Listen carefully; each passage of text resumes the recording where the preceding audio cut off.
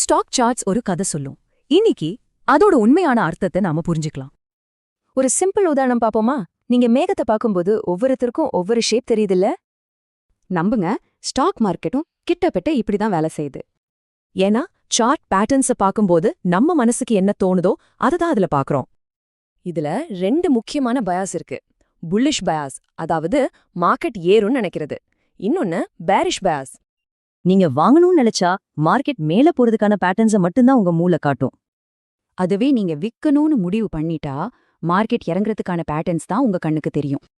இந்த மாதிரி நாம என்ன பார்க்க நினைக்கிறோமோ அதையே பார்க்கறது தான் ட்ரேடிங்ல லாஸ் வரத்துக்கு முதல் காரணம். சரி, அப்போ இந்த பெரிய தப்ப நாம எப்படி தவிர்க்கிறது? அதுக்கு தான் ஜப்பானீஸ் கேண்டில் ஸ்டிக்ஸ்னு ஒரு அருமையான டூல் இருக்கு.